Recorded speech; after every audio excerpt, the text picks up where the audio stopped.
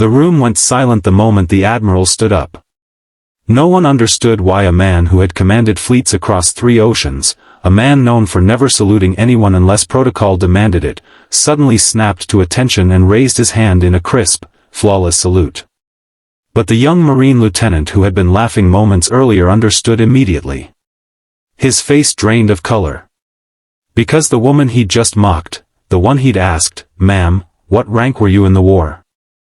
"Coffee sergeant?" was now being honored like someone whose name belonged in history books. And as she slowly returned the Admiral's salute, the entire war room realized one thing. They had absolutely no idea who she really was. The woman no one noticed. The war room was busier than usual that morning. Maps lit the walls, red markers blinked across multiple screens, and tension hung like fog over the polished table where high-ranking officers gathered. Amid the sharp uniforms and rigid spines, one woman stood quietly by the corner, unnoticed, unbothered, and seemingly unimportant. Her name was Dr. Evelyn Ross, introduced simply as a civilian advisor brought in to evaluate communication failures during joint operations. She wore a plain gray suit, her hair tied back neatly, her posture calm enough to be mistaken for someone far removed from chaos. To most of them, she looked like a librarian who had accidentally wandered into the military's most classified room. Lieutenant Brooks, a young Marine with confidence far larger than his experience, whispered loudly enough for half the table to hear, "Bet she's never even fired a weapon." A few chuckles rose. Evelyn didn't react. Brooks pushed further, leaning toward her with smugness dripping from his voice. "So, ma'am, since you're advising us, mind sharing what rank you held, back when you were?" "I don't know, making PowerPoints for the army?" He laughed at his own joke. So did a few others. Her eyes lifted to him, calm, steady, unreadable. "I held a rank," she said softly. Her voice wasn't defensive. It wasn't proud. It was simply, true. That only made him laugh louder. "Oh really? And what rank was that? Lieutenant of paper clips? Admiral of office supplies?" She said nothing. The door opened then, and the real officers of influence walked in, 3 generals, 2 admirals, and the Secretary of Defense. Everyone scrambled to attention. Everyone except Evelyn, who remained still, her eyes briefly studying the new arrivals with a kind of quiet recognition. The meeting began. Within minutes, the conversation grew heated. A covert operation had failed catastrophically, and no one could figure out why. Commanders blamed communication delays. Intelligence blamed outdated tech. Marines blamed lack of coordination. Then the secretary nodded toward Evelyn. "Dr. Ross, the floor is yours." Brooks almost smirked, until she spoke. Her words were sharp, precise, unervingly detailed. She recalled troop movements, communication signals, aircraft timings, terrain shifts, information only someone who had lived through a battlefield intimately could understand.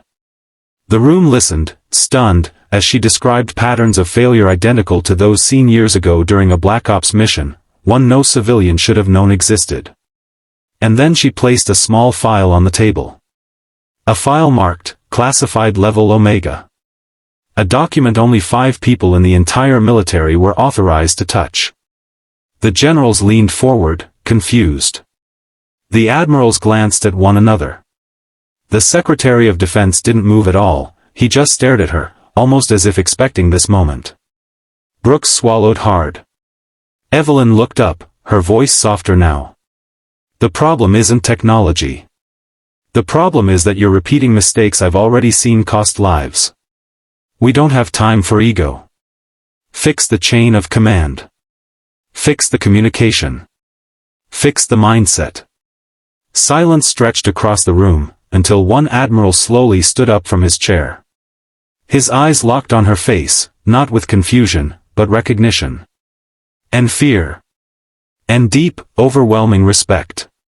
"Ma'am," he said, voice shaking slightly, "forgive us. We didn't know it was you."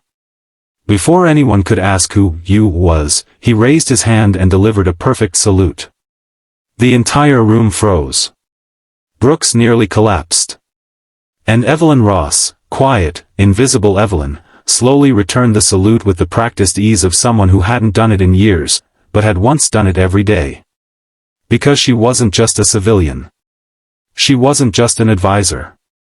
She was someone far more dangerous. Someone legendary.